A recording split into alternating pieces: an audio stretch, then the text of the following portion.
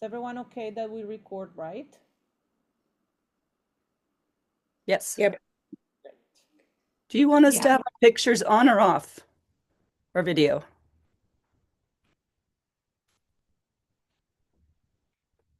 Your video on. Yeah, all of you.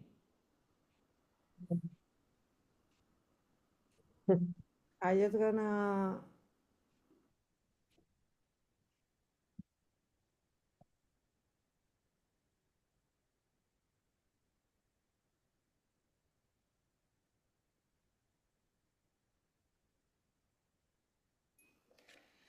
We're just gonna share our presentation because it's got the flyer on the first slide, so people know. ¿Cómo era? Compartir.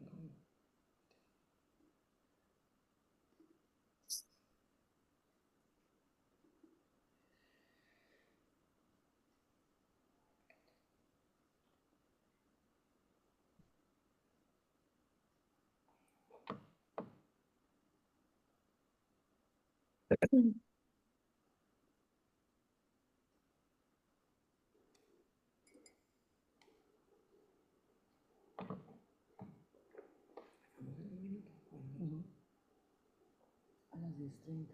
Dame 2 minutos. Saludamos.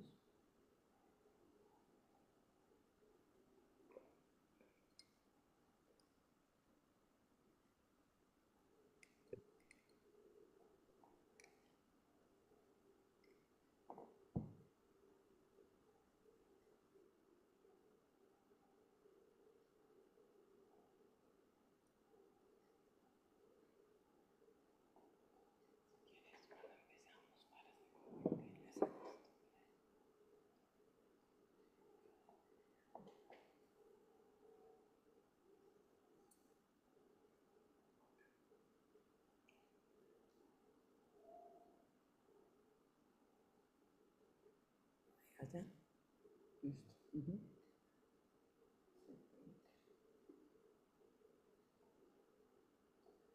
Okay, girls, can you turn on your cameras, please, all the panelists? We are. Thank you very much. Good morning, good afternoon, good evening in different parts of the world that are joining this online parallel event on CSW 69. It's a very big pleasure for us to be able to be here with all of you today, discussing which we believe is one of the most important issues right now facing the situation of women and non-binary people all over the world. I'm very happy to be sharing this space with this marvelous panelist. We have a very extent and profound content to share with you today. So I'm just gonna go ahead and start so we don't miss any time in this introduction. Just make sure that all of you have your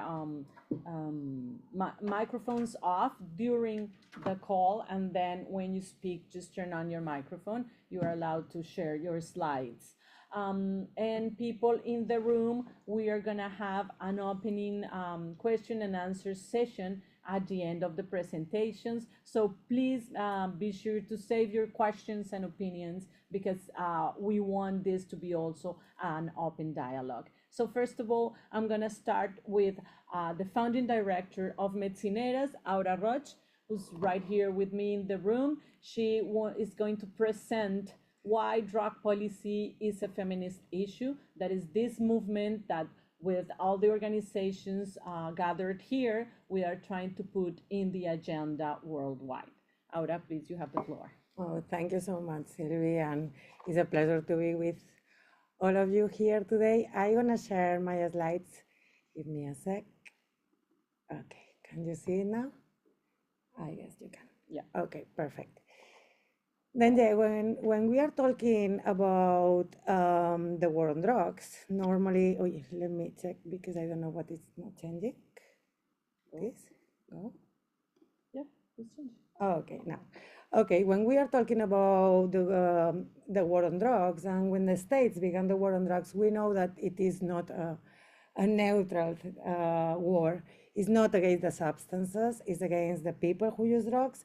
And it was clear from the beginning, no? We know how it began against the Chinese population, talking about the opium wars, or how it followed, no? With the prohibition of alcohol, that we know that was the most dangerous time to use alcohol, against the cannabis that was used during the 50s, against the cannabis that was used by the Mexican population, or we can go to the 60s, no, with all the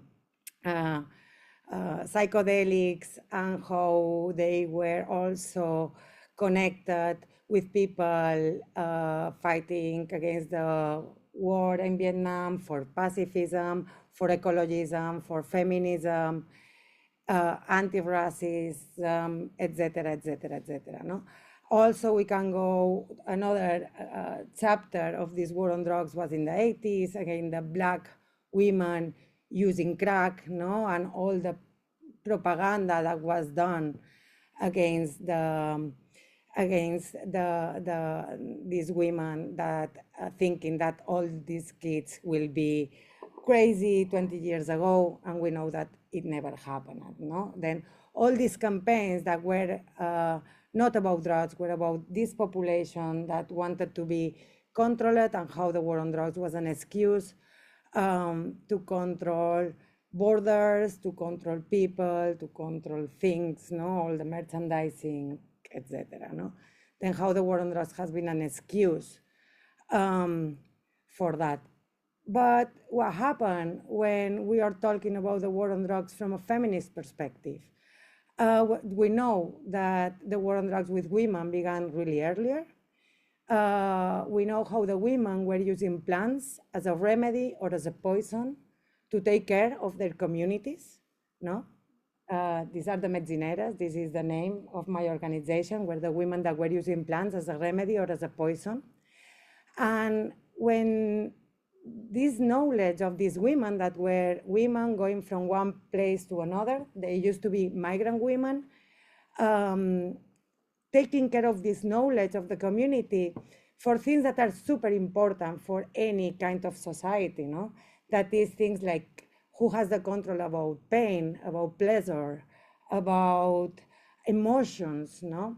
Then we know that how plants can be used as, how the psychoactive plants can be used for this, for the wellness of the people, not just mental health, but also physical health, emotional health, etc. When you give this power from women to doctors or to the pharmacy,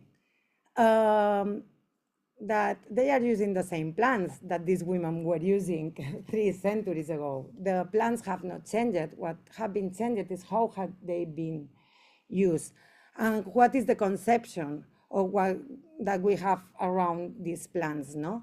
All the societies have been using plants for the well-being, to build communities, etc. These women were using plants for reproductive health, to take care of their pregnancies, to take care of their moods, also for pain, also for pleasure.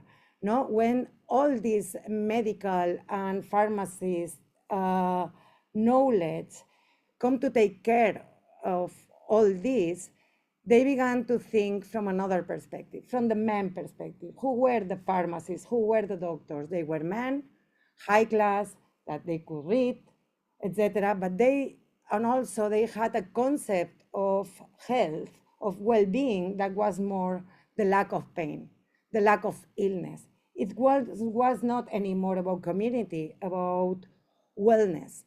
Also, we have to think about the morals that came behind, no? Pleasures disappear from the picture, no?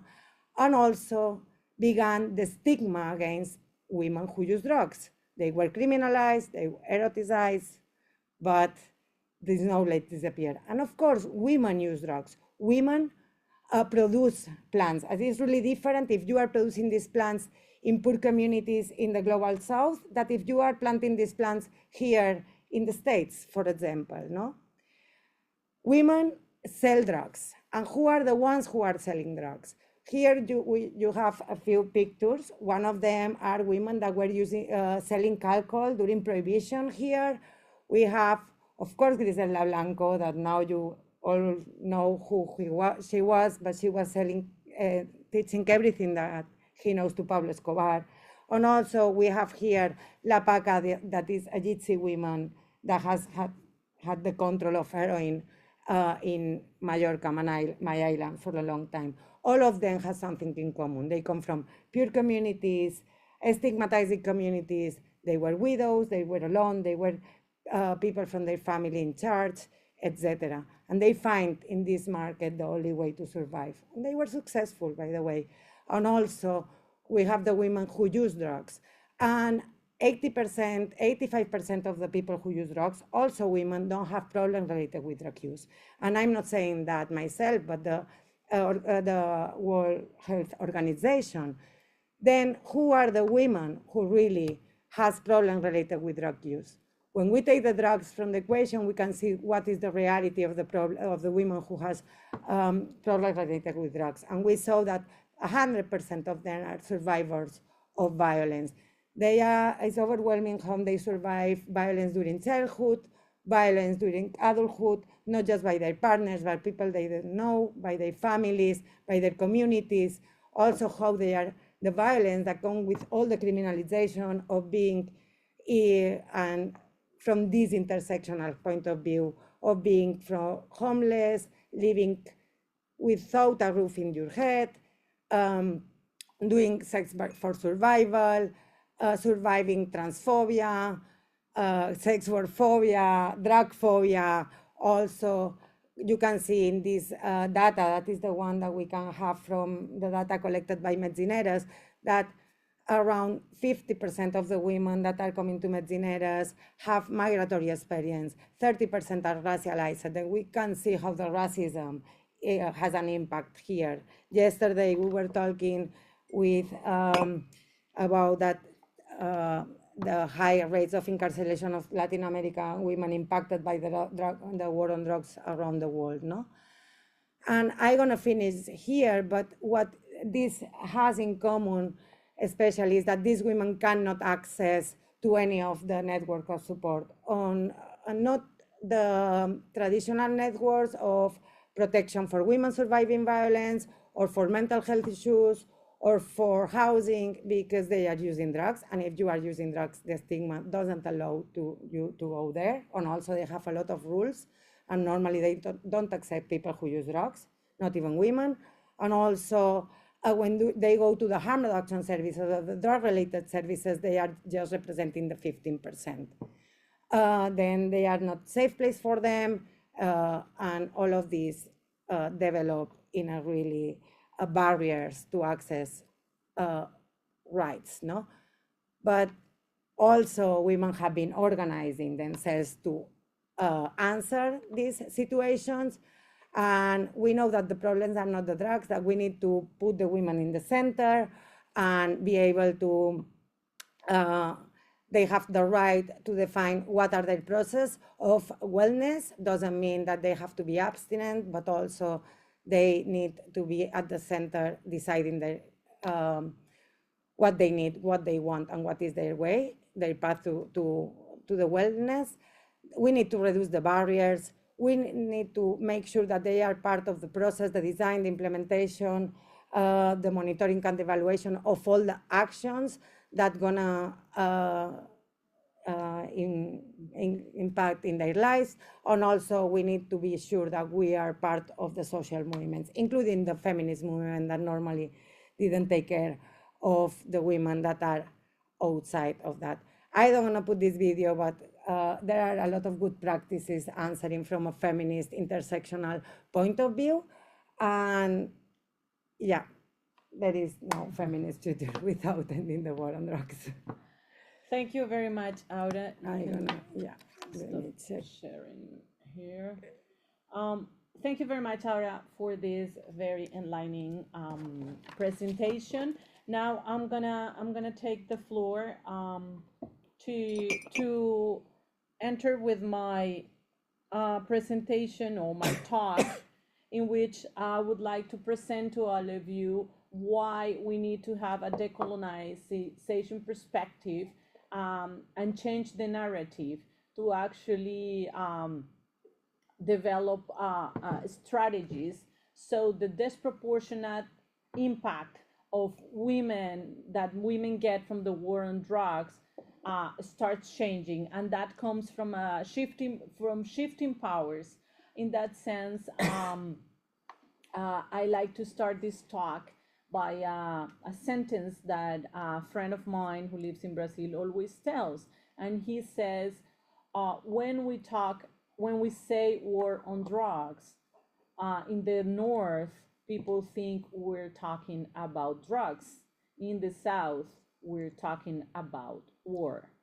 And that's very interesting because when we say war on drugs, we think we are talking about a metaphor on how to fight something that is not a living being, how to fight substances.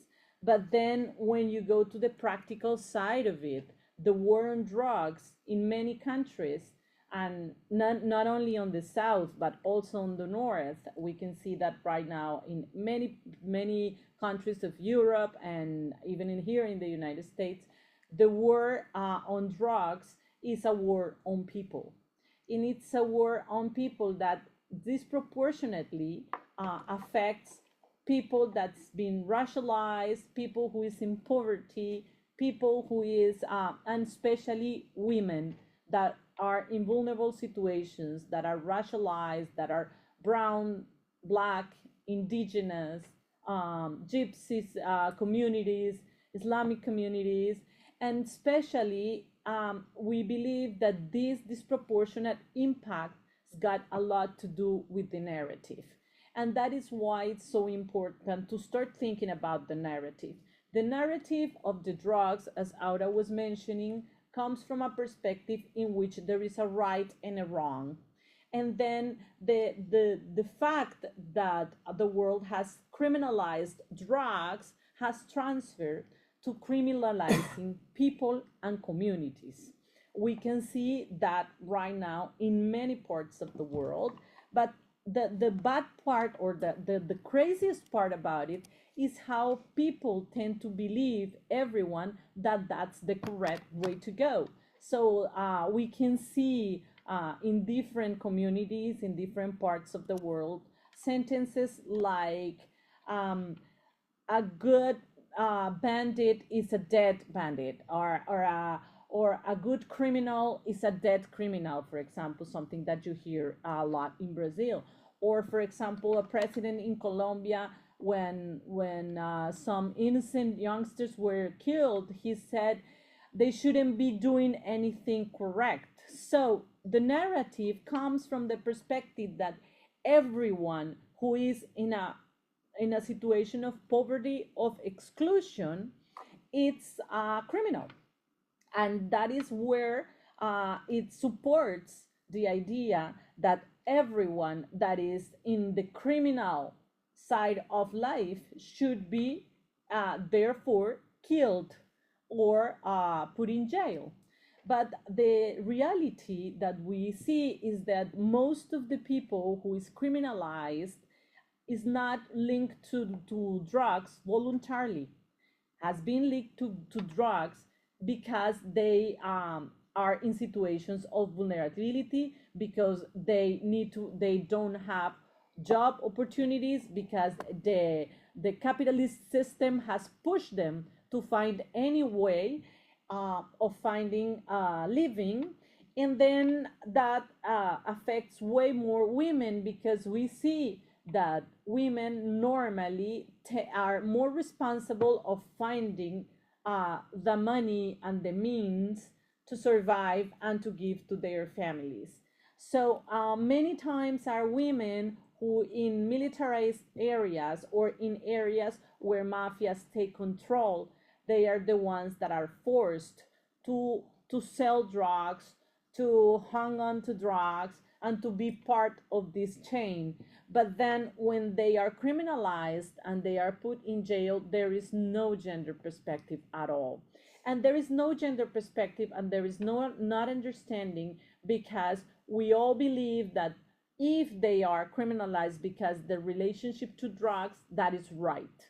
And that's the calling that I want to bring today here is we need to start thinking that the drug markets appear for people in rural peripheries, favelas, and poor neighborhoods all over the world, and they appear as an illegal substance that comes with a lot of different strategies to continue surviving in the middle of this criminalization. So it's not something that people access voluntarily, but it's something that has come to the reality of exclusion all over the world. And what has happened is that there is an increasing number of incarcerated women all over the world.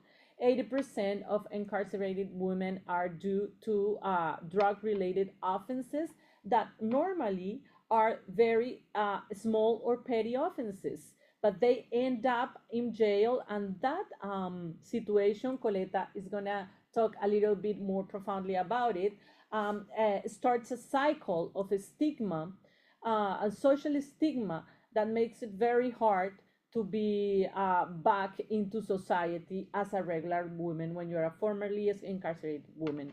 And especially in rural areas and in militarized areas, even in cities, it's very difficult to get rid of the stigma when you're visibly impoverished, when you're visibly trans, when you are visibly a drug user. So it's very important when we're thinking about the narrative change, it's very important to understand that there is no such thing as right or wrong. There is not such thing as they are criminals because they want. There is no such thing as they have to deal with the consequences of their acts, because the majority, if not the 100% of the times that they have to deal the consequences, is not because they got into it voluntarily, but because of the drug policy worldwide that is generating laws that criminalize and penalize with a very punitive approach communities that are in vulnerable situation, and in peripheries and in rural areas in different parts of the world. So with that, I will give the floor to my to the next. Let me just check here who's coming next. To our next panelist. So I'm gonna give the floor here to Catherine Cook. Catherine leads Harm Reduction International Sustainable Financing Team. She has done a very portfolio of groundbreaking research and policy analysis financing for harm reduction, and she will be talking about funding and budgeting. She will be giving some indicators and data about funding for harm reduction. Catherine, the floor is yours. Thank you very much for being here. Thanks so much. It's great to be here with you all today. Is that showing the screen, the presentation to everybody? Yes. Yeah, fantastic. Okay, so my name's Catherine and I work at Harm Reduction International. Today I'm going to talk about money and data, which I'm going to talk about the vast amounts of money that are being spent on the punitive drug approaches around the world, which particularly impact women. And show how increasing investments in harm reduction, in drug policy reform, and in feminist organizing are all important for gender justice.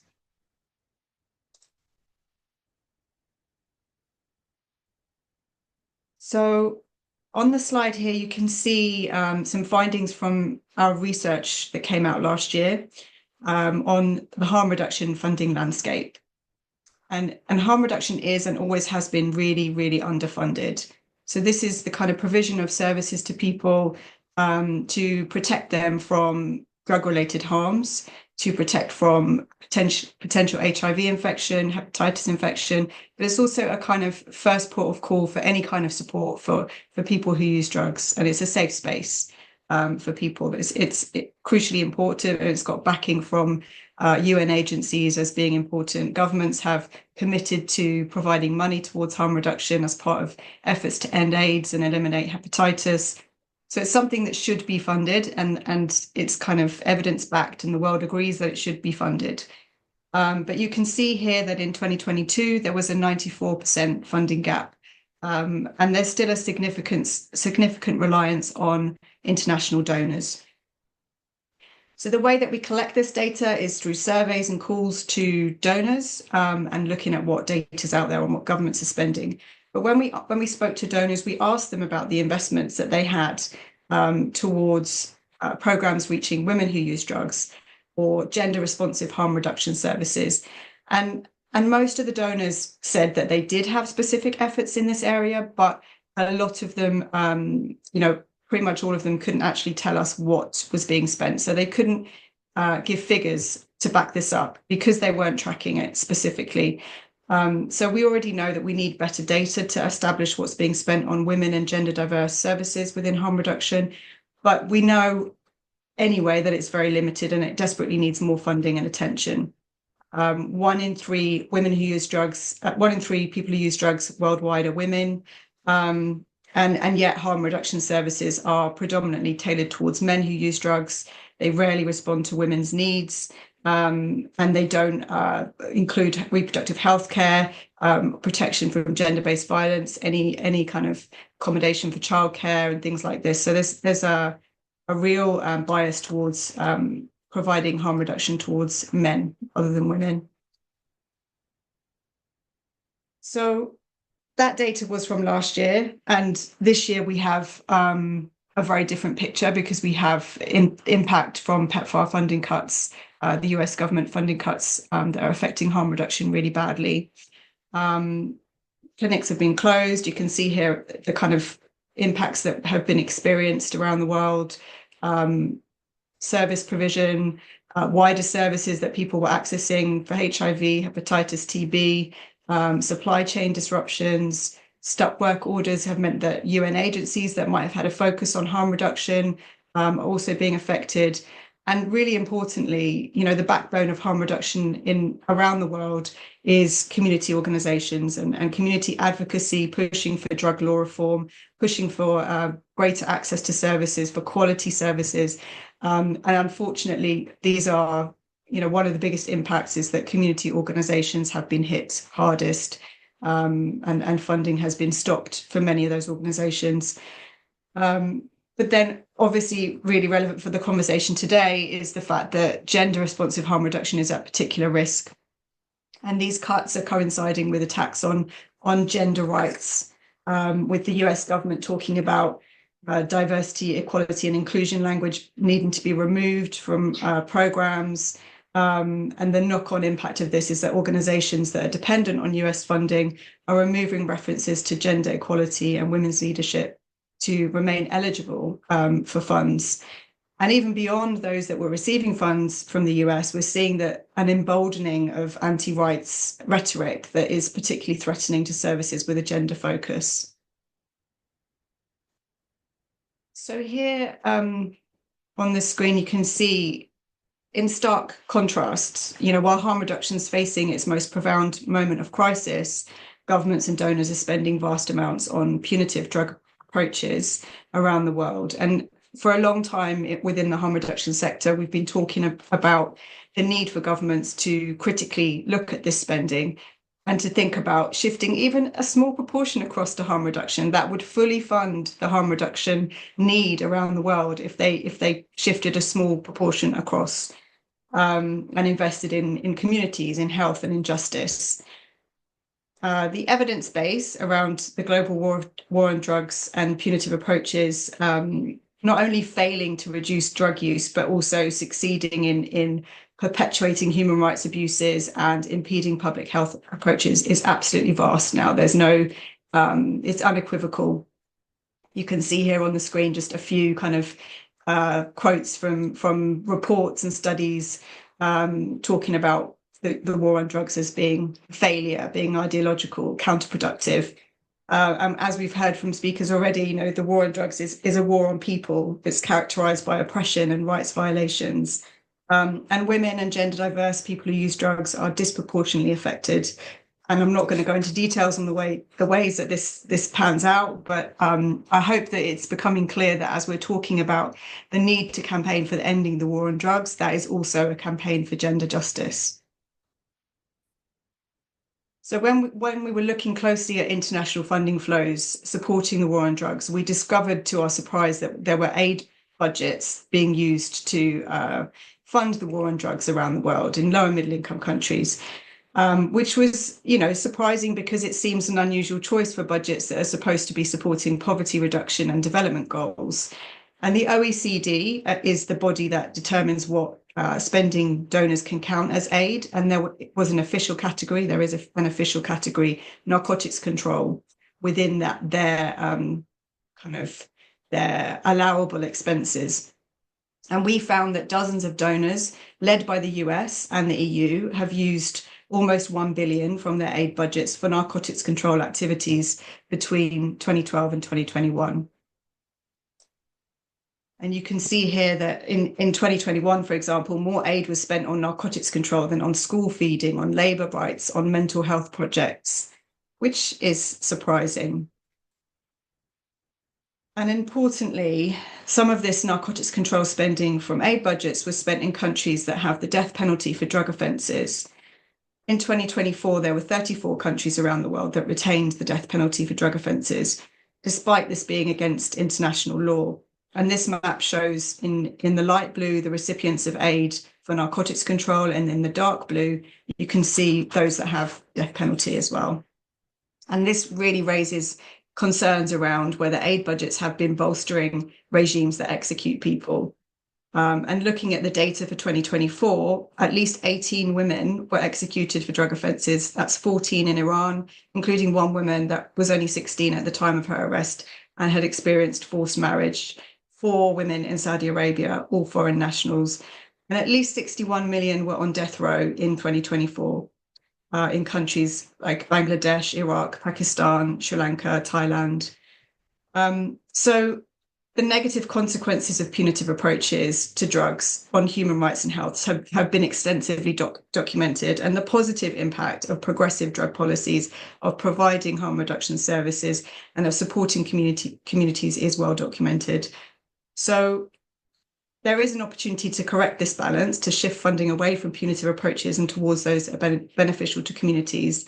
So that's what we call for. That's what we want to see. That's what we're asking donors and governments to do. And in the current crisis, we really need to focus as well on advocacy towards governments to put more domestic resources towards harm reduction. They're not going to fund advocacy, likely. They're not going to fund community organising necessarily, but the service provision, we really need to see more domestic investment in harm reduction. We need to see more improvements in the financial data monitoring by donors and governments, because we need that for transparency. We need it for accountability. And we don't think there's any place in aid for narcotics control. It shouldn't be an allowable expense for aid budgets. And lastly, but really importantly, feminist donors should really be considering drug policy reform and harm reduction within their portfolios, because ending the war on drugs and providing services to women and gender diverse people who use drugs is an essential part of gendered justice. And I'll leave it there. But if you want to read more about the studies that I've mentioned, you can use this QR code or these URLs to get to those reports. Thanks very much.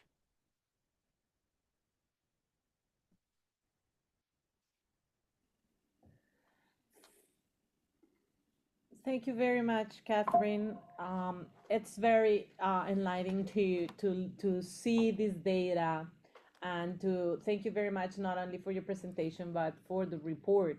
I think it's very important to understand how the huge and the big difference between how much we invest in narcotics control and how less is invested in really actually addressing the problem. And I think there are a lot of decisions made there that we need to rethink, and that's the call. So thank you very much.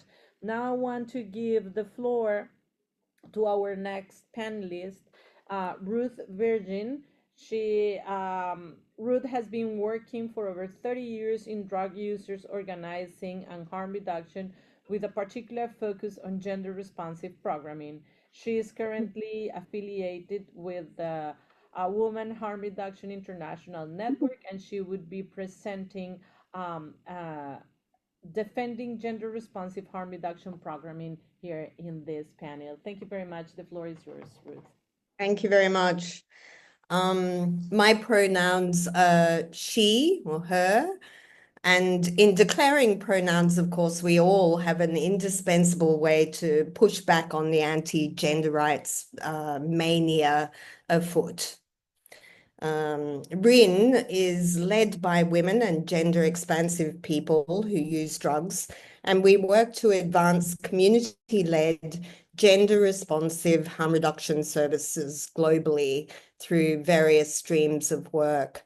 This includes, justice and ending violence campaigns, partnering with CEDAW for shadow report, with country level partners for shadow reporting, and sexual and reproductive health rights workshops to integrate sexual and reproductive health with harm reduction services for women and gender diverse people who use drugs. Gender responsive harm reduction programs are often the only services where they exist that can effectively connect women who use drugs and gender diverse people who use drugs, again, where these services exist, to essential health and social services. Thanks so much to my colleagues for setting the stage here for what I have to say. So it makes it much easier. So much more urgently needs to be done. But looking back, there's also been so much progress. When I think about when RIN, our network, was founded back in 2009, we had thought these incremental advances represented an unstoppable progressive trajectory towards gender rights and human dignity for communities of people who use drugs and for society as a whole. Now, and as we field accounts from our allies around the world of the impact of these brutal AIDS slashes, we see that these collective and hard-won gains were not the unstoppable force that they deserve to be. But we have to, and we will, keep going. So in that vein, I want to share with all of you a short statement that we prepared for International Women's Day just 10 days ago, endorsed by, I think, all of the sonic organizations represented virtual and live on this panel, along with many others, including AWID, the International Community of Women Living with HIV, Medicine du Monde, as well as so many fabulous grassroots allies. Recent retrograde shifts in foreign aid and diminishing civil society space threaten gains made through decades of evidence-based harm reduction programming that have saved countless lives globally. Civil society organizations providing crucial peer support systems are now being defunded and their voices repressed. Concurrently, feminism and LGBTQI plus rights and sexual and reproductive health services, including contraception, gender-based violence services, and safe abortion, are being assaulted. Now, more than ever, harm reduction and underserved populations are at risk as essential life-saving services are being closed down. With the expansion of the measurably harmful global gag rule, sexual and gender diversity are being actively attacked, with trans rights violated to the point of erasure of identity, sexual and reproductive health rights invalidated, and gender equity goals undermined. Funding strangleholds are constraining life-saving healthcare for trans people, women living with HIV, people who use drugs, and other key populations. This spurious attempt to institutionalize patriarchal heteronormative hierarchy serves to sanction and popularize racism, sexism, usophobia, transphobia, homophobia, and xenophobia. Patterns are emerging where, under the guise of family values, ideology literally trumps science, propelling a climate ripe for social destabilization, hate crime, and public health dismemberment. We, the 104 endorsing organizations that supported this statement, stand in solidarity with our gender expansive and cis sisters who use drugs to denounce the current undermining of public health, science, and bodily autonomy, which represent a wider offensive against equality norms, rights protections, and common sense. We recognize that the hard-won progress on gender-responsive harm reduction is under threat. As part of the feminist movement, we are also cognizant of the necessary collective peril that we pose to patriarchy, and that this new attempt at reinstalling sexist oppression and derailing public health must be rapidly reversed. This is a call to action for governments, courts, donors, and as possible for all of you, for all of us, for immediate reopening of opioid agonist therapy clinics, methadone clinics, recognizing their life-saving impact, including for pregnant women who are opioid dependent.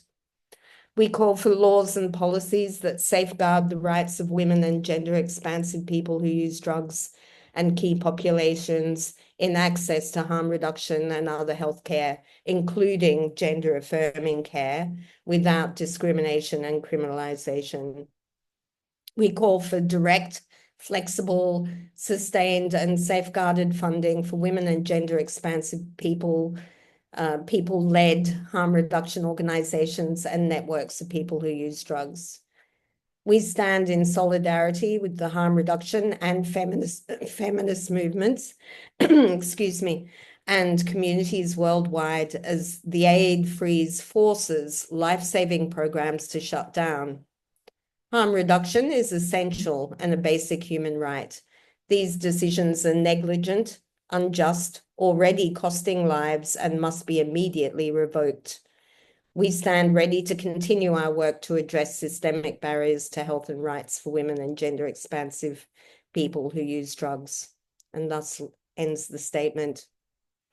We always have, and always will find ways to do this work and support each other no matter what. And so with indignant yet joyful resistance, let's work together to fight back and sustain our movements to preserve human rights and dignity. Thank you. Thank you very much, Ruth. Very important talk, and thank you for reading the statement. We all really stand in solidarity, and also we all need to address this very difficult counterback and what's going on with the rise of different powers in the world, that it's a little bit scary. So thank you so much for bringing our attention to this issue. And now I want to give the floor to Elisa Kurcevic, Program Manager at Eurasian Harm Reduction Association. And Elisa is gonna talk about gender responsive harm reduction with a special focus on gender-based violence. Thank you so much, Elisa, for being here. The floor is yours. Thank you so much, Sylvie. Thank you very much for everyone who joined us today. So my pronouns is she, her. And today I want to address a critical yet often overlooked issue, the intersection of gender-based violence and harm reduction for women who use drugs, and particularly focusing in the Central and Eastern Europe and Central Asia region where myself and my organization is working in. This is not just a health or policy issue, it is also a feminist issue. Why we as the women, as the feminists, should care on this topic. So first of all, women who use drugs face systemic gender-based oppression. Feminism at its core is about dismantling systems of oppression that disproportionately harm women. Women who use drugs are at the crossroads of multiple forms of discrimination because of their gender, their drug use, their socioeconomic status, and often their experiences of violence. This is a structural violence. Excuse me, I think there is some issue with your microphone, so I think you're gonna, or your internet, so you're gonna think to speak slow, a little bit more slowly, so I think the streaming gets better your voice because it's kind of cutting. Okay, thank you so much. I will try to do it slower. So yeah, just coming back to my thoughts. So this is the structural violence, and if feminists do not stand with women who use drugs, we risk reinforcing a hierarchy where only some women are deemed worthy of support. Secondly, why should other women and feminists care? Is because gender-based violence is widespread in our community. Women who use drugs face extreme levels of violence from intimate partners, from police, healthcare providers, and society at large.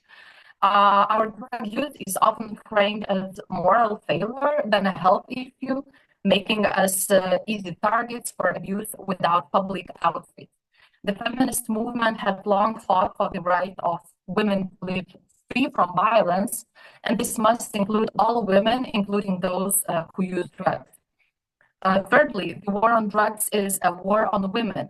Prohibition and punitive drug laws disproportionately harm us, women, by exposing us to the incarceration, loss of parental rights, and denial of health care.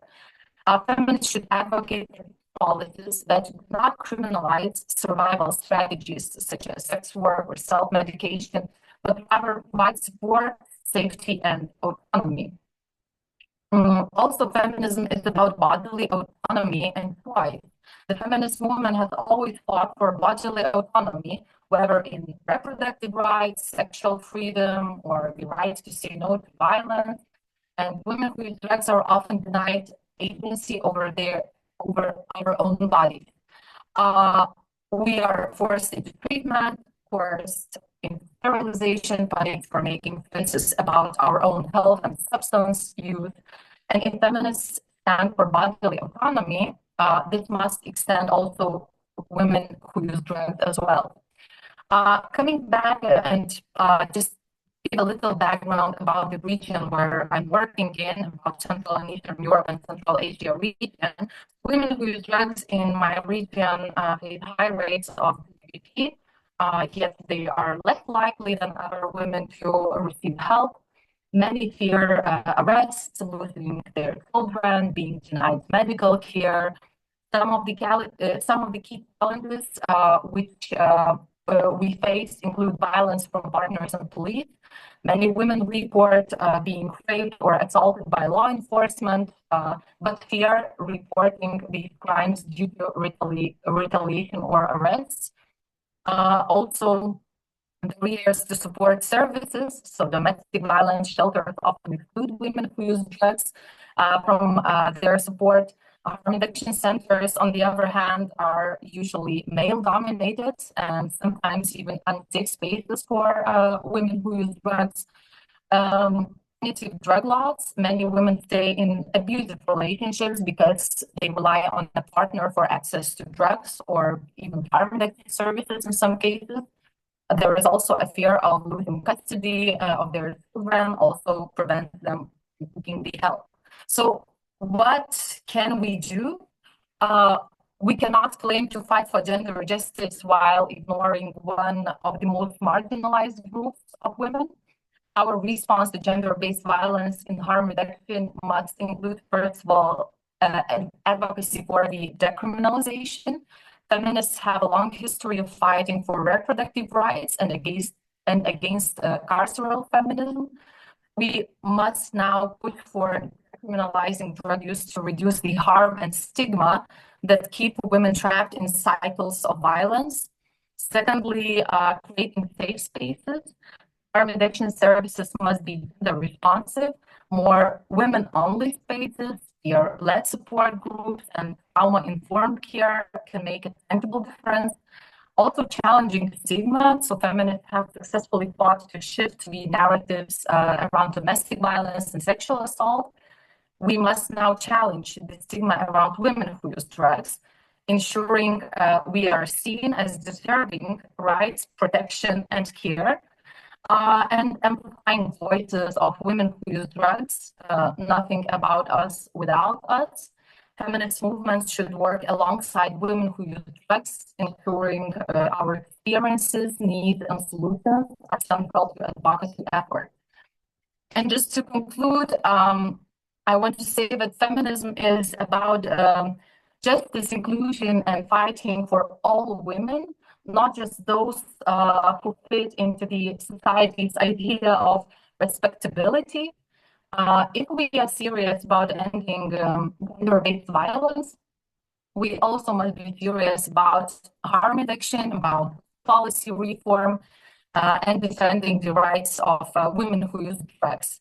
This is a feminism issue, and we must act like it. Thank you so much. We'll be happy to answer any questions if there will be any.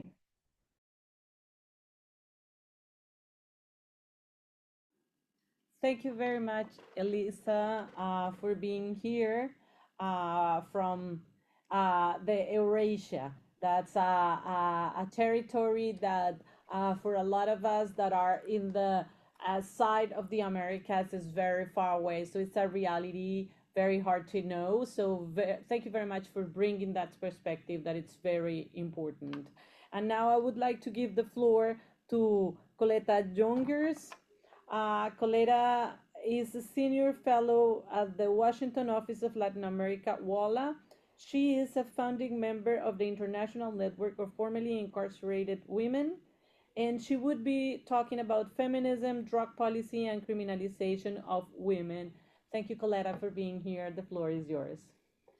Thank you very much for having me, and I really want to thank Metzineres for bringing this great panel together and highlighting, spotlighting this issue here at the CSW. And I'd also just like to give a shout out to Eliza for that great summary of why this is the issues we are talking about should be on the feminist agenda. My pronouns are she, her. And basically, I'm going to talk about three issues in the short time allotted to me. First, the dramatic increase in women's incarceration around the world, why feminists should care about this issue, and how formerly incarcerated women are now organizing and demanding a seat at the table in these discussions. And I'd just like to say that in our work on women, drug policy, and incarceration, when referring to women, we include all of those who identify women, obviously including trans women, or as gender diverse. So as Sylvie said in her remarks, women's incarceration globally is growing at alarming rates and at a much faster rate than that of men. According to the World Female Imprisonment List, since 2000, the detention of women and girls around the world has increased by 60%, whereby that of men rose by about 22%. And one of the most important driving factors in women's incarceration around the world is punitive drug policies. The proportion of women in prison sentenced for drug-related offenses is higher than that of men, making up 35% of the global female prison population compared to 19% of men. In other words, punitive drug policies disproportionately impact women.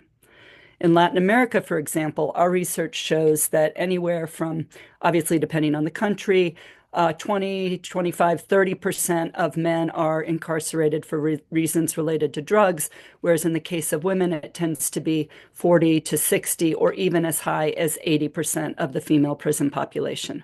In some Latin American and Asian countries, as much as 80% of incarcerated women are behind bars for drug-related reasons. And let's keep in mind that we are not talking about people who are in the upper echelons of criminal organizations.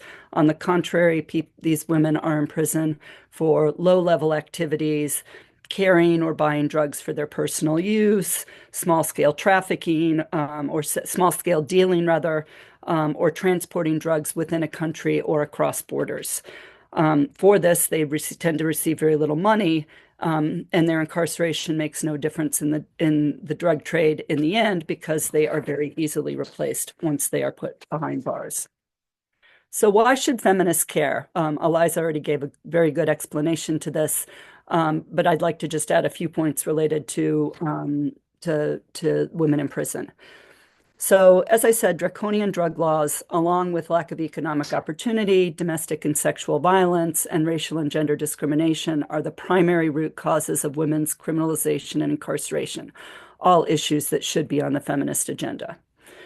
While more men are clearly in prison worldwide than women, incarceration has a disproportionate impact on women, with devastating impacts on their children and families. And we need to keep in mind that in at least the countries that we've studied in Latin America, most women in prison are sole heads of households. So when they are put behind bars, this has obviously devastating impacts on their children, and can lead to cycles of poverty. Women are confined in prisons designed for men and do not have access to adequate gender-sensitive health care. They don't have access to menstrual products or other reproductive health care. And I would just like to note that one thing that's not often talked about in these discussions, but in countries like the United States, where women tend to go to prison well in the age of their 20s, and sentenced to excessively long years, by the time they've come out of prison, they are no longer able to have had children if they wanted to have children. So far too many, and women obviously do not have access to harm reduction services while in prison. So far too many women leave prison with serious mental and physical health problems. Studies show that most women in prison were subject to sexual violence, including domestic violence, before coming into contact with the law, during their detention, and while in prison. Women behind bars face multiple forms of physical and sexual violence, including rape. Trans women and those who are gender diverse are particularly at risk. I've heard so many heartbreaking stories of what women have had to suffer while being in prison. Racial disparities are well documented. And upon their release, women face even greater stigma and discrimination than that faced by men involved in criminal legal systems, as they are seen as having defied the stereotypical roles of caregivers and mothers that the society has bestowed upon them. And finally, with criminal records, they have tremendous difficulty accessing housing, services, and particularly employment that pays a living wage.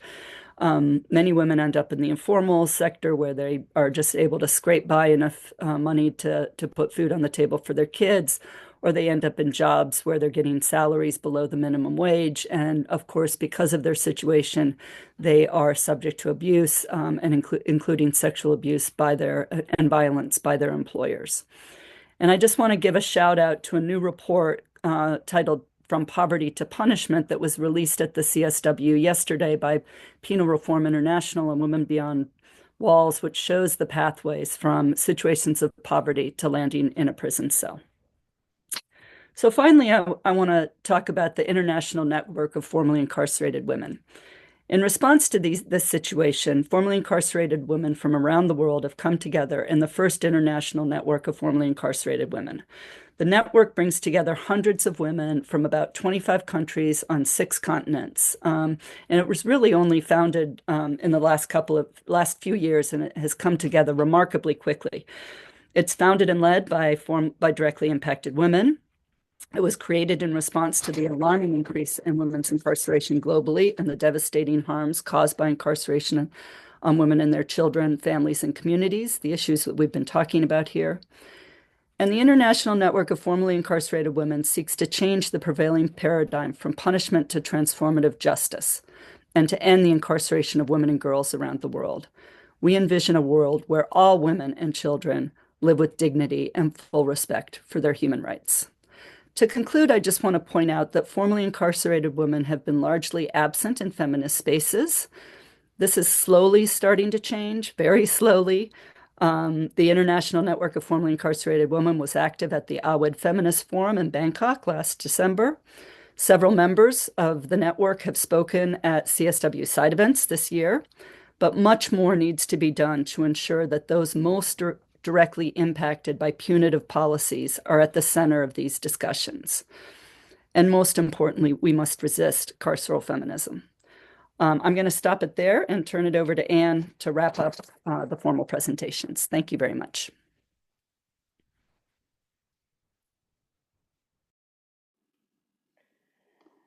Thank you very much, Coletta, for bringing this perspective. It was very interesting yesterday, the presentation of the report from poverty to criminalization, because we had the chance to listen also the lived experience from different incarcerated women, formerly incarcerated women that had to go through all the criminal penal system. And really, it's an issue that we need to start paying a lot of more attention as feminists. And it's also very shocking, the relationship between drugs and criminalization. So that brings to the point which just adds more to why drug policy, it's a feminist issue and should be taken into consideration as a feminist issue. And so thank you very much for your talk. I want to give the floor now to Anne Fordham.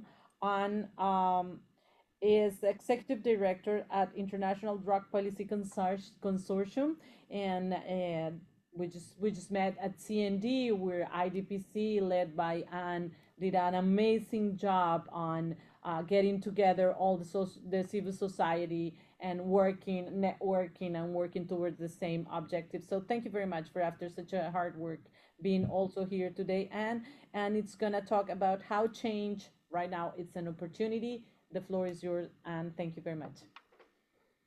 Thank you. Thank you so much, Sylvie.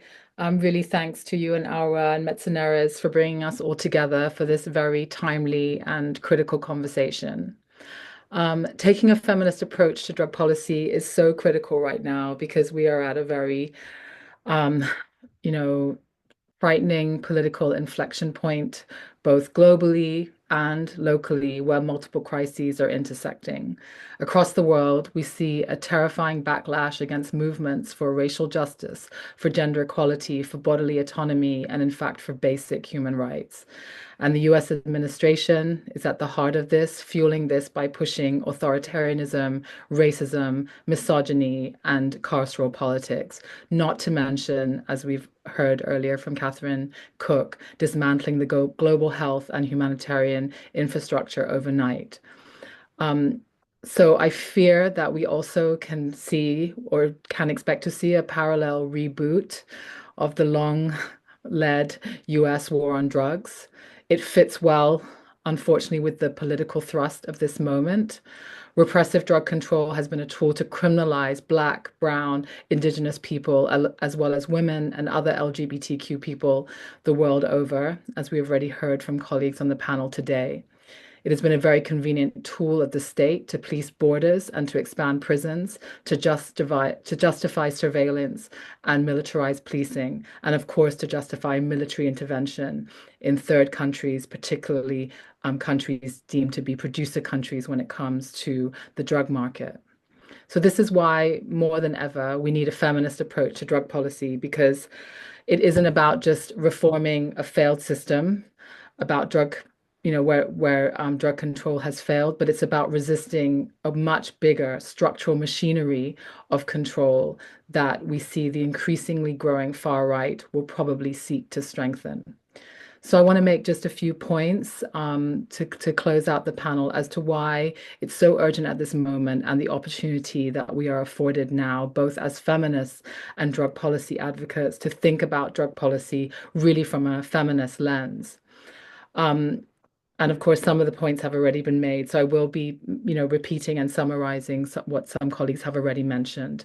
But firstly, the war on drugs has deepened gendered and racialized harm. Despite decades of evidence that drug policies don't reduce use or the scale of the drug market, many governments continue to double down on criminalization, which targets the most marginalized in societies, including poor women, Black, Indigenous communities, and LGBT people. As Coletta mentioned just now, women are the fastest growing prison population globally, often incarcerated for nonviolent, low-level offenses. These women are, not at the top of the food chain. They're not the cartel bosses. They're single mothers. They're survivors of violence, or they're women simply trying to survive poverty. And they're, women are often also punished for drugs while using punished for using drugs while pregnant. They're denied housing, employment, and healthcare. They're labeled as unfit mothers. Their children are removed from them, and they're really treated as criminals instead of people with needs who have dignity. And as now with in power again, the same dangerous rhetoric as before, tougher drug laws, more police, more prisons. His administration has even discussed previously and again the idea of reinstating the death penalty for drug offenses. They have attacked harm reduction programs. They have expanded border enforcement in the name of fighting fentanyl, not to mention the tariffs that have been implemented, of course. And these policies aren't about safety. They're about consolidating power and punishing poor people. So a feminist approach reframes drug use and involvement in drug economies not as moral failings, but as consequences of structural violence. Secondly, global drug policy reforms actually risk repeating inequities if we don't take a feminist approach to those. So although it's not all doom and gloom, and there have been growing reforms around the world on drug policy, even as we fight this reactionary wave, we have to be honest and say that progressive drug policy reforms often have not gone far enough and have left some of the most marginalized behind. So we do see a trend towards more decriminalization and also legal regulation. But there's a risk that these reforms reinforce existing power structures if they don't center equity. Without a feminist lens, reforms can exclude women from economic opportunities. It can fail to expunge criminal records and overlook the social and health needs of marginalized groups. It also can erase the people who may have paid the highest price under prohibition and fail to repair the harm. So a feminist approach insists that drug policy reform must be intersectional and reparative. That means that criminal records must be expunged. We should be decriminalizing all drugs, not just, cannabis or psychedelics. We need to defund punitive systems and fund housing, healthcare, and harm reduction. And we must invest in the communities most impacted by the drug war. And for legal regulation, this requires us to understand that these markets already do exist and that we need to bring the actors that have been operating in illegal markets into legal markets as they open up, ensuring a just transition so that the traditional actors, such as, say, subsistence farmers, can participate in growing legal markets. And we see this especially for cannabis. Thirdly, feminist policy, I think, as we all know, is not just about women. It's about structural transformation, right? It's about shifting the focus from substances to systems, to poverty, to criminalization, to colonization, and to gender-based oppression. And it recognizes that drug policies are not neutral, but they're instruments of social control that have targeted, racialized, and gendered people. So a feminist approach aligns with wider movements for racial justice, for housing, for reproductive justice, for bodily autonomy and disability rights.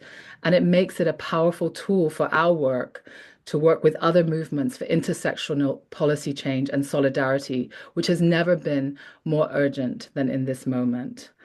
My fourth and final point is that this crisis moment forces us to rethink and to reimagine. when we talk about the serious crisis for harm reduction, which has obviously been growing for decades, really, but has really been exacerbated by the US government's withdrawal of development assistance and the breaking apart of USAID, we need to start thinking more broadly about true global economic justice. If we take the lessons of feminism and take a structural approach to this too, we see the limitations of development aid, that it was actually a tool for geopolitical control used by post-colonial powers to preserve rather than eliminate global inequity and inequality. So when we do call for domestic financing for harm reduction programs, that is what needed, and other health programs now defunded by the US and other donors, we also need to be calling for debt justice. So just one example, in one country that has been most drastically impacted by USAID's withdrawal is South Africa, where the debt to GDP ratio has skyrocketed from around 23% in 2008 to around 75% today, making debt servicing very high on their national budgets and creating huge pressure for the government to be able to take up domestic financing. A feminist drug policy calls on us to understand all the systems of oppression that drive harm, from punitive drug policies, the carceral state, and more broadly, economic justice. That's why it's so critical at this time to take a feminist approach to our work and to reach out to more feminists to join us. We are living in a moment of deep political uncertainty and rising political danger. But the future is not written. Nothing is inevitable, and we are not powerless. So let's build a drug policy and a world that's rooted in healing, dignity, and liberation for all. Thank you.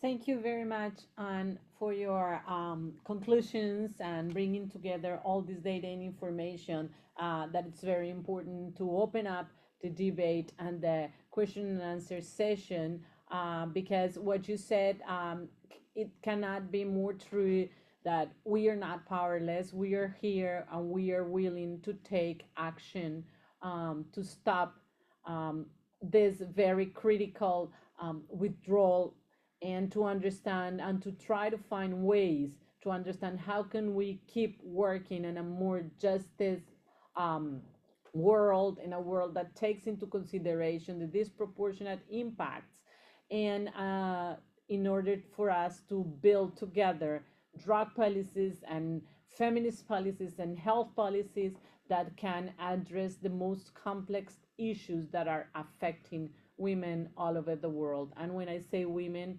as Coletta say, we believe we include gender-responsive people in this way of referring to women as they recognize themselves as women. So I would like to open up questions. If anyone has opinions or questions, please raise your hand or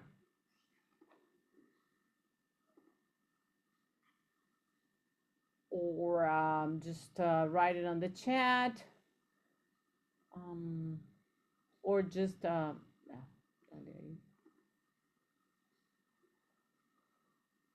put it on the chat or raise your hand. We would love to listen to all of you, not only questions, but also remarks, opinions. How do you see this perspective, why drug policy should be understood also and should be taken into consideration as a feminist issue?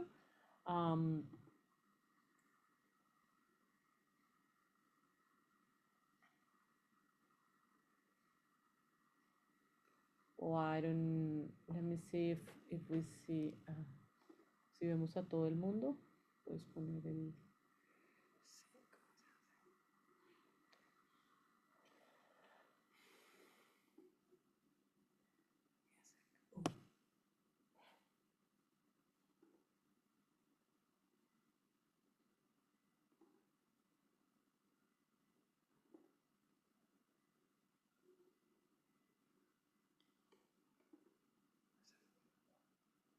Ai visto. A la derecha, a la derecha.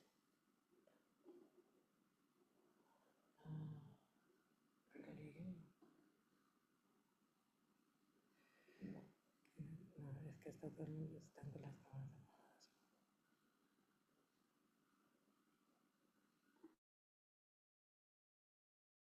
Segunda cámara.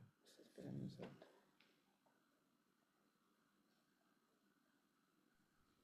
And I was really interested in your analysis of the discussion, and particularly your focus on the economic justice that seems to be the drive behind a lot of the egregious propaganda that we're collectively experiencing. And thank you very much for doing that. And maybe while we're waiting for questions from others, if there was anything else you wanted to say about that. Yeah, thanks, Ruth. That actually came from, and I think we were all going through that, a moment of deep grief and despair that I was suffering a few weeks ago. We all were, probably the valley of despair, I think it is on the grief curve. Just, so desperate in terms of looking at the HIV response, for example, crumble overnight, and for me, I've been working 2 decades in HIV, and it was just devastating to think about all the people who wouldn't have access to treatment, or the fact that HIV prevention would now be decimated in so many parts of the world. And it was actually talking to a feminist friend who really asked me to think about this in broader terms, and really shone a light on the fact that this is the moment where the opportunity is to call for true global economic justice, and to understand that development assistance has actually been, a colonial project from the start, and that we cannot just be satisfied with, what development assistance was providing. Of course, it's saved millions and millions of lives, and that is not something to be denied, but that what the future would look like if, there was true debt forgiveness, for example, and that it would allow these states, these countries that have been so dependent on an organization like USAID, that wouldn't have to service such high levels of debt or debt at all, to be able to fund their own responses. And it was a real eye-opening conversation for me, and I think helped me to slowly pull myself out of the valley of despair as well, which I think was helpful. So it maybe helps us to, I think that's why feminism has been helpful for us working in drug policy, to take this broader approach to understand state violence and structural oppression in its broadest sense, and then to figure out how we resist and fight back. But I'd love to know what others think about that, or any other thoughts people have. I just thought to mention, because yesterday was also mentioned, the big shift that happened at CND last week, in terms of the commission passing the resolution on revising and rethinking the whole structure of drug policy. And I think that's a very interesting, and it gives us, some space, as you were mentioning, and how we're not, we're not powerless. We can do things, and this opens a path. And yesterday, the ambassador of Colombia to gender to the UN, Arlene Tegner, also mentioned the public utility law that has been in Colombia for the past year, which has a lot of things to improve.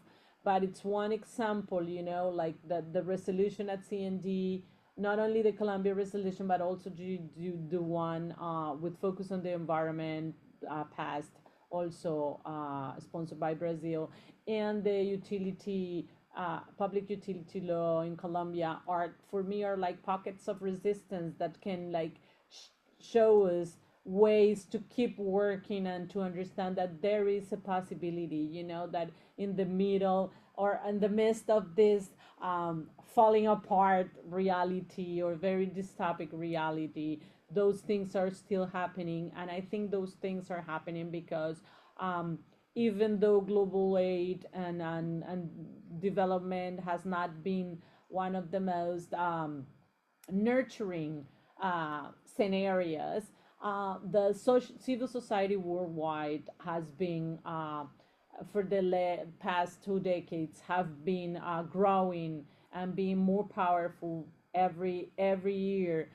Not in terms because not because of the funding, but because of the will, of the power, and of the of each person who makes part of this civil society. That I believe we are a group of tireless working people towards this. What we believe is hope, or what we believe is a global desire. So I think I would also focus on our power and our strength, and to not lose hope in these very chaotic and dark coming days. Coleta? Well, first of all, thank you for focusing on opportunities and hope. As somebody living in the United States, and particularly in Washington, D.C., it's hard not to get lost in the despair every day. But just two quick things. One is I really want to thank Anne for her comments about economic justice. I have said to many people in recent days that I've really annoyed and angry that I find myself defending USAID, because we know that they have done some very good programs and with regards to the channeling of funds to PEPFAR and with regards to public health. But we have to remember that USAID was created to advance U.S. interests abroad, and it has done more to support U.S. farmers and U.S. businesses than in many ways, to support folks on the ground. And so many of the programs do come from a very clear political perspective. I say that as a titulo personal, as my own person, and not necessarily representing the organization for which I am a senior fellow. But I thought that was really helpful. And I just wanted to say a little bit more about the public utility law that Sylvie referred to, because I just came from Colombia, got back yesterday.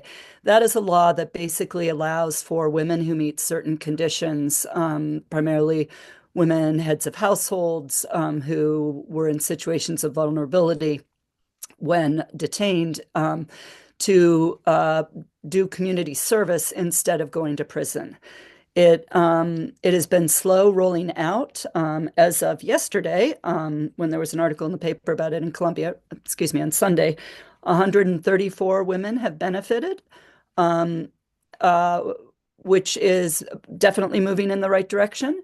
And interestingly, of that 134, 93 were convicted of drug offenses. So this is clearly a measure that is benefiting women convicted of low-level drug transgressions in Colombia. And I was with the group Corporación Mujeres Libres, led by Claudia Cardona, who's spoken at least once, if not twice, here at the CSW.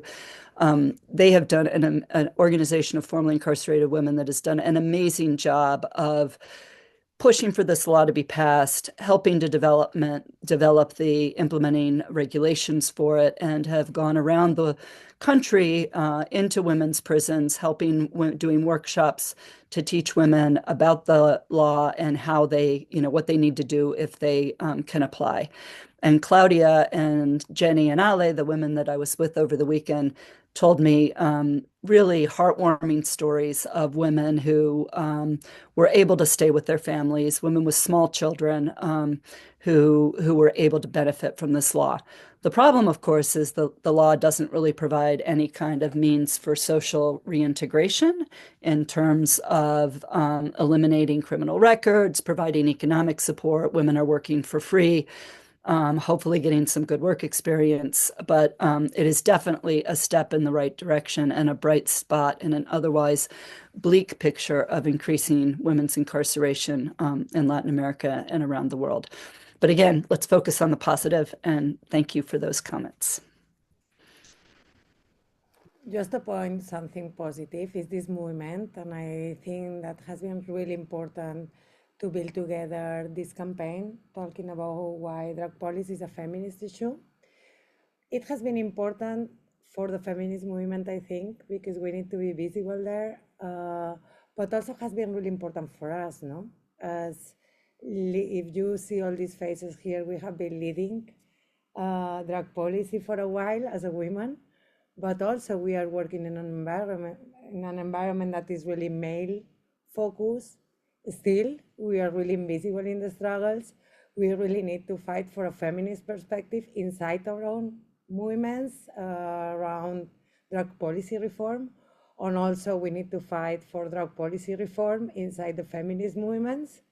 Then I think that these kind of campaigns are super important to build these bridges. And I would love also to invite all the collectives and women and gender responsive people that want to join this campaign, just write us and we will be super happy to engage you with the next steps. And yeah, and I think that the next one gonna be in Bogota.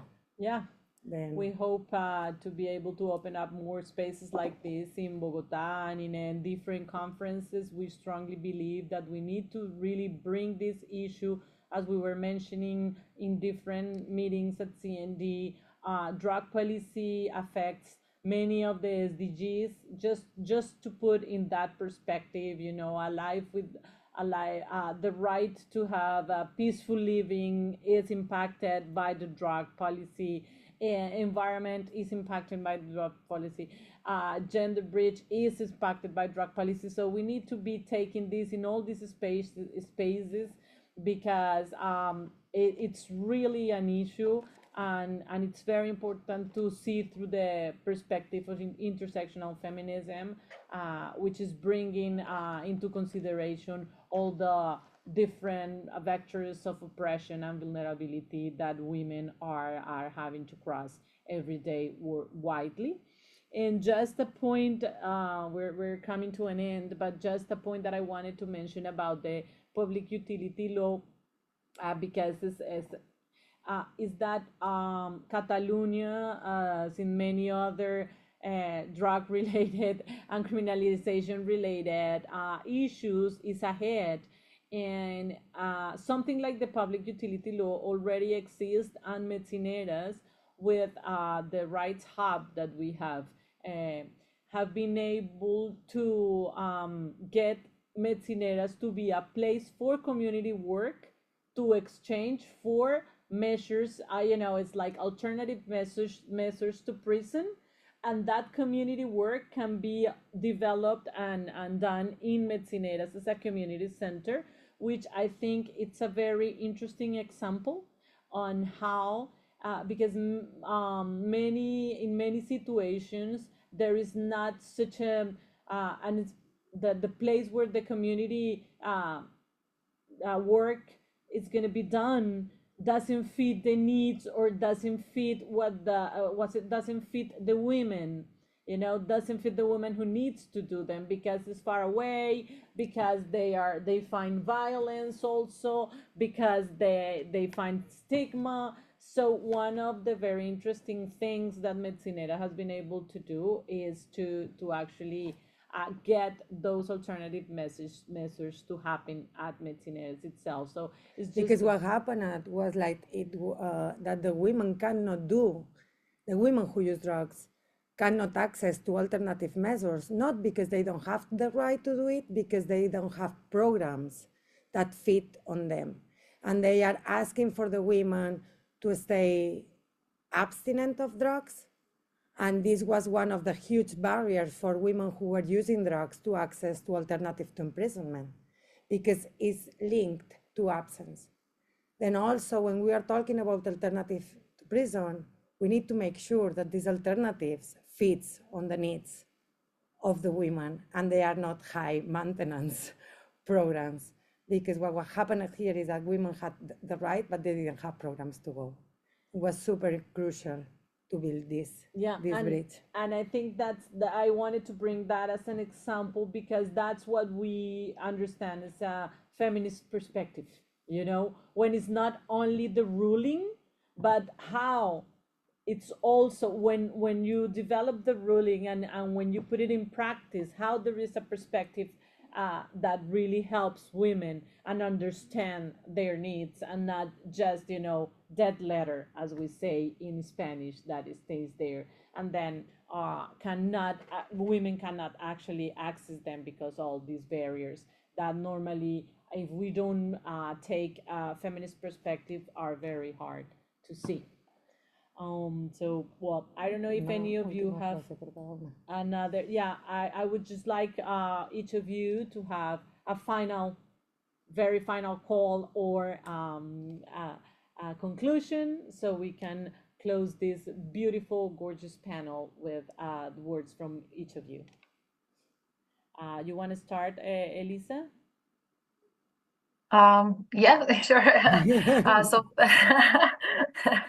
thank you very much, everyone, for joining us. I guess, yeah, as I said in the end of my presentation, feminism is about justice, inclusion, fighting for human rights of women who use drugs. Yeah, we definitely should continue this work with as many allies as possible. So not just focusing specifically on our drug policy or like human rights movement, but just going outside of our own bubble.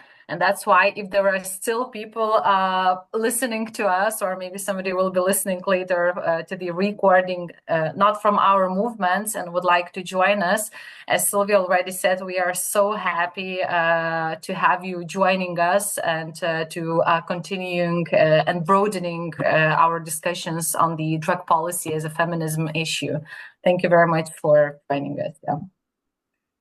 Thanks, Elisa. Ruth?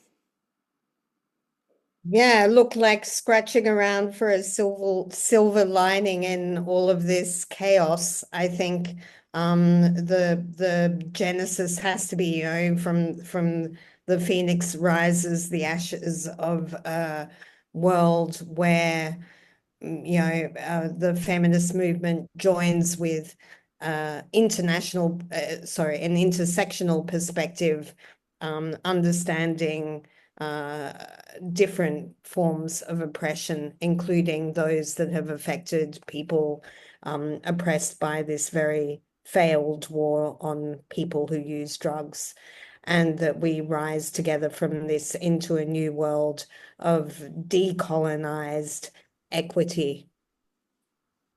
Thank you very much. Catherine? Thanks. Thank you to everybody for organising this panel and for having this amazing discussion today. I think that, all of us coming together and talking about feminism and drug policy and harm reduction, it's got to continue. It's so important that we continue building a movement that goes beyond our bubble and brings a bigger collective along with it. I encourage everybody to also be constantly questioning where the money's going, because I think that, we talk about budgets as value statements, and I think that we can see exactly what's valued and what isn't valued, and we need to be challenging that all the time. And I just want to say that, I'm really excited for the harm reduction conference that's happening in Bogota next month, where I hope we're going to continue this kind of conversation, and I'm sure we're going to welcome a lot of people from different intersectional movements as well, because we're getting better at that every time we have a conference. So let's continue this conversation there. Thanks, Catherine. Coletta? Thanks again to Aura and Sylvie for bringing this terrific discussion together. I think it underscores the fundamental need to reimagine our communities, to reimagine what economic and transformative justice looks like, and to work together to end the incarceration of women and girls around the world. And just one final note, we will have a very small delegation of the International Network of Formerly Incarcerated Women at the Harm Reduction International Conference, including our newly hired international organizer, Tony Tulloch from Jamaica. So I will be reaching out to folks about connecting you with the folks from the International Network who will be there. And if anybody else would like to meet with that delegation, please let me know. We look forward to seeing you all there. Thank you. Thank you, Coletta. Anne? Yeah, thank you again for organizing this session and for bringing us together. I was just reflecting on the fact that we kind of started this conversation pre the latest crisis, fueled by the US government, of course, both in terms of funding and in terms of narratives. And, what is happening makes our work even more urgent, I think, and especially around the pieces of solidarity and intersectionality, with other social movements that we're all aligned and moving in the same direction. And and I think also that the worlds of drug policy reform and feminism are not particularly, far apart. Like we're much closer than we think we are. And when we start to take up that analysis, I think we have so much in common. And in fact, we can already perhaps count ourselves as part of the feminist movement too, in as much as we want them to also take up the drug policy reform message. Thank you, Anne. Thank Aura, you. Oh, do you want to? I already did. Okay. Thank you so much. It was amazing. Thank you very to be much with to you all of you. Thank you You're very very much nice. for everyone who was in the Huva app and in the Zoom meeting. Thank you very much for being here, and we hope to see you soon and keep building a better world for all women and girls all over the world. Bye. Bye. Thank you so much. Thank you. Thanks, bye. You. Bye.